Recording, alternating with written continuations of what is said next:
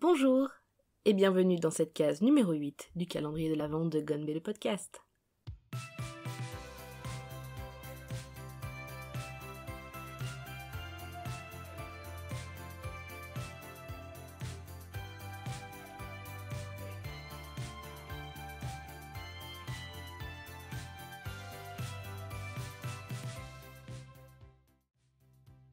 Les Weebs comme moi connaissent très bien le pays du feu, dont le village protecteur, Konoha, est au centre de l'intrigue de Naruto. Les auditeurs de ce podcast connaissent très bien le pays du feu dans notre univers qui est la Corée du Sud. Aujourd'hui ça tombe bien, nous sommes mardi, Hwayoil, et pour ceux qui ont suivi la case d'hier, Hwayoil, le jour du feu, c'est aujourd'hui. On va tomber tout de suite d'accord, l'être humain n'est pas naturellement inifugé. Le français moyen n'est clairement pas inifugé. C'est un fait, on va pas se mentir, on va pas se faire des idées, mais comment survivre à un séjour en Corée du Sud ? Eh bien c'est simple, il faut savoir reconnaître et identifier les situations à risque.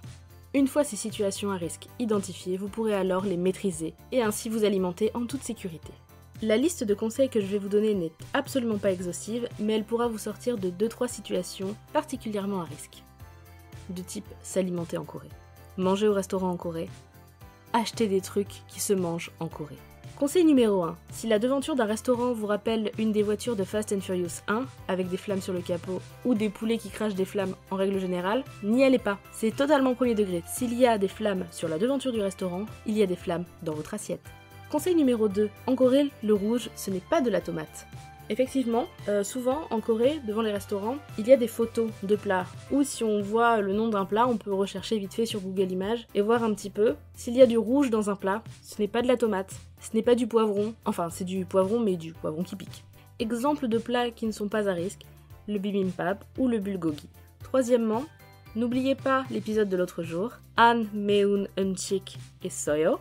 Est-ce qu'il n'y a pas de la nourriture sans épices ? N'hésitez pas à demander ça au restaurateur. Et n'hésitez pas une seule seconde aussi à regarder la carte. Il y a des mots qui veulent clairement dire « mon assiette est un volcan ».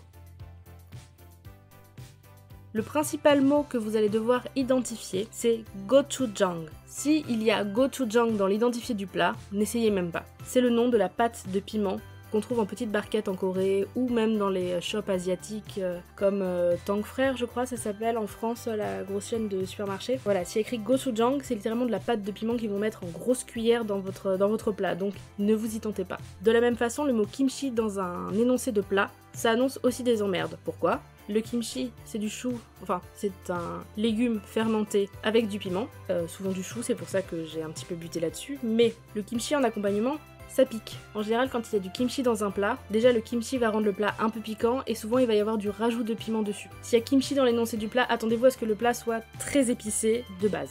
Kimchi et gochujang dans l'énoncé d'un plat, ça sent les ennuis.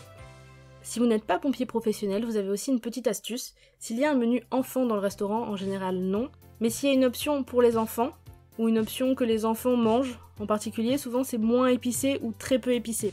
Parce qu'ils ont beau aimer ce qui pique, ce qui est fort, le feu, ils sont en pleine décroissance démographique et ils ne peuvent pas se risquer à avoir des combustions spontanées chez les nouveau-nés.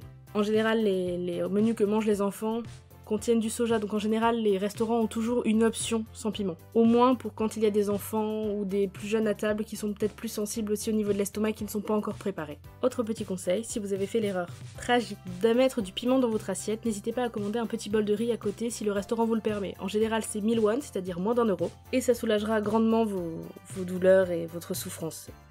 Sachant une chose essentielle et sur laquelle je vais conclure, en Corée, il est extrêmement mal vu de se moucher en public. C'est une offense terrible.